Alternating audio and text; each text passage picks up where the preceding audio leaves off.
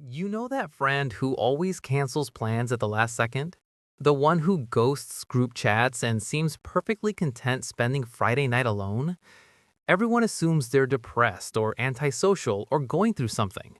But what if I told you their brain is actually operating at a higher frequency than everyone else's? What if the real problem isn't them staying home, but everyone else not understanding why some brains literally need solitude to function at peak performance? See, there's this neuroscientist at Cornell who discovered something that changes everything we think we know about introverts and homebodies. And it has nothing to do with being shy or socially awkward. It has everything to do with a chemical in your brain that processes rewards completely differently than most people.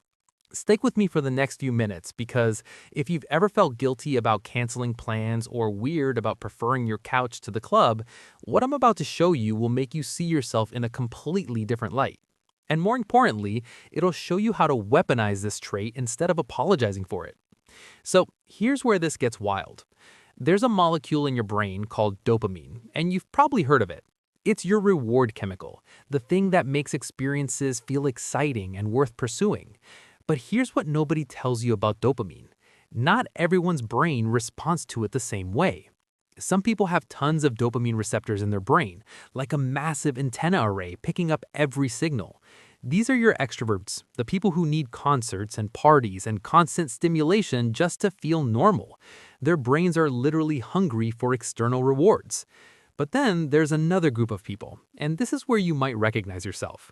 These people have fewer dopamine receptors, but way higher sensitivity to the dopamine they do have. Think of it like alcohol tolerance. Some people need 6 drinks to feel anything. Others are tipsy after 1 glass of wine. If you're the person who gets overwhelmed in crowds, drained by small talk, and exhausted after social events, you're not weak, you're dopamine sensitive. Your brain gets flooded with stimulation from things that barely register for other people. A loud restaurant isn't just annoying. To you, it's neurologically overwhelming. Multiple conversations happening at once aren't just distracting, they're actively painful to your nervous system. And here's the kicker that nobody talks about. When you finally get home and close the door, the relief you feel isn't psychological, it's chemical. Your dopamine levels are finally dropping back to a range where your brain can actually function. You're not avoiding life, you're recalibrating your nervous system. But dopamine is only half the story, and this next part is where it gets really interesting. There's another chemical in your brain called acetylcholine, and this is your secret weapon. While dopamine is like fireworks, bright and explosive and intense, acetylcholine is like a steady fire. It creates this calm, focused pleasure that most people never experience because they're too busy chasing the dopamine high. When you're deep in a book, or working on a creative project, or having a real conversation with one person you actually care about, that's acetylcholine. That quiet satisfaction that feels almost meditative. That's your brain rewarding you through a completely different pathway than the party people are using. And here's what makes this beautiful. Acetylcholine doesn't just make you feel good, it makes you smarter. It supports your memory, helps you think in complex ways, and gives you the ability to focus for hours on things that would bore other people to tears. So, while everyone else is getting their dopamine hits from Instagram and bar hopping and surface level interactions, you're building actual expertise and depth. Your brain is literally rewarding you for going deep instead of wide. Now, let me show you something that'll blow your mind. Scientists did brain scans on introverts versus extroverts, and they found something shocking. The physical structure of your brain is different. The prefrontal cortex, that's the part of your brain responsible for complex thinking and planning, is actually thicker in people who prefer staying home. You have more gray matter dedicated to internal processing. But it gets even weirder. When information comes into your brain, it travels a longer path than it does in extroverts. Your thoughts literally take a more complicated route through multiple brain regions before they come out of your mouth. This is why you think of the perfect response 2 hours after a conversation ends. This is why you prefer texting over phone calls. This is why rapid-fire social interaction leaves you completely exhausted. Your brain isn't slow, it's running information through multiple quality control checkpoints that other people skip entirely. You're not bad at socializing, you're playing a different game with different rules. And once you understand this, everything changes because suddenly it's not about fixing yourself, it's about optimizing for how you're actually built. So let's talk about why home specifically feels so different for you. Environmental psychologists studied this and found something crucial. Your home provides four things your nervous system is desperately craving. First, it gives you fascination without effort. Everything in your space is something you chose, so your attention is gently held without being grabbed. Second, it creates psychological distance from all the demands and noise of the outside world. The second you close your door, your nervous system can finally stop defending itself. Third, your home has extent, meaning there's enough richness to keep you engaged without being overwhelmed. And fourth, everything in your space has compatibility with your preferences because you designed it that way. Now, compare this to literally any external environment. Even a quiet coffee shop has music you didn't choose, temperatures you can't control, and random people who might sit next to you and start talking. A park seems peaceful until there's a screaming child or a loud group or someone's aggressive dog.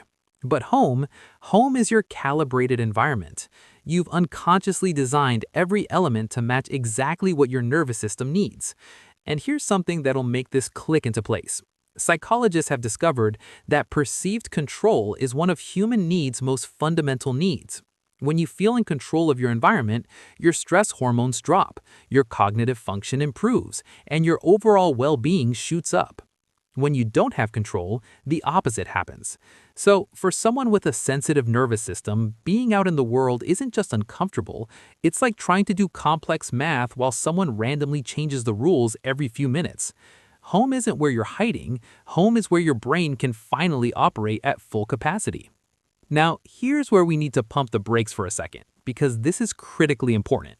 There's a massive difference between choosing solitude because it fills you up versus staying home because leaving feels impossible. Let me be crystal clear about this distinction, because your future depends on understanding it. Healthy solitude looks like this. You choose it voluntarily, it makes you feel restored, you have at least a couple of meaningful relationships even if you don't see them constantly, and when you're alone, you feel peaceful or neutral, not lonely. That's your brain in its optimal operating zone. Problematic isolation looks completely different. You're staying home because anxiety or fear is making the decision for you. You feel lonely and dissatisfied when you're alone. You're not doing meaningful activities, just scrolling and sleeping. And you're getting worse over time, not better. If that second description fits you, you don't need to optimize for solitude. You need to address what's keeping you trapped. There's zero shame in that, but they're completely different situations requiring completely different responses. One is honoring your wiring, the other is your brain crying out for help. So, assuming you're in the first category, let me give you 3 strategies that'll transform how you operate. First, stop trying to have more friends and start investing in deeper relationships. Your brain literally can't process 50 surface-level friendships the way extroverts can, but you can build incredibly strong bonds with 2 or 3 people that will outlast everyone else's entire social network. Research proves that homebodies often have stronger individual relationships because they invest more energy per person. So, delete that guilt about declining invitations and redirect that energy into meaningful conversations with people who actually matter. Second, treat your home like the high-performance tool it actually is. Add plants, because they physically reduce your stress hormones and improve your air quality. Get serious about natural light because it directly regulates your mood and sleep cycle. Create distinct zones for different activities so your brain can shift gears instead of blurring everything together. Organize your space, because clutter creates cognitive load that exhausts your already busy processing system. These aren't Pinterest aesthetics, these are neurological performance tools. Third, and this is the most important one, stop apologizing for your strengths. Your longer neural pathways mean you catch details and make connections other people completely miss. Your acetylcholine preference means you can focus deeply for hours in a world where everyone else has the attention span of a goldfish. Your need for controlled environment makes you exceptional at planning and executing complex long-term projects. You're not broken, you're differently optimized.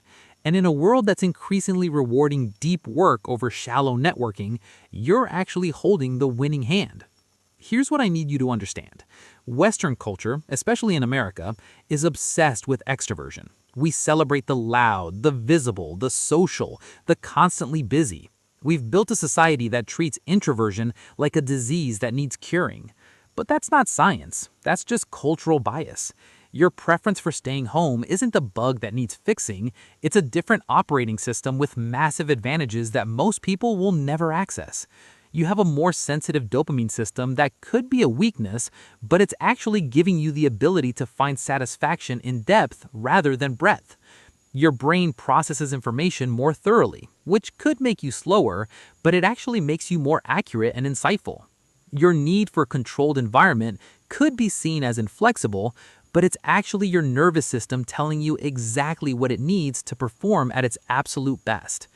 So, the next time you cancel plans and feel that wave of relief, don't let guilt creep in. That's your brain giving you a direct signal that you listen to your actual needs instead of someone else's expectations.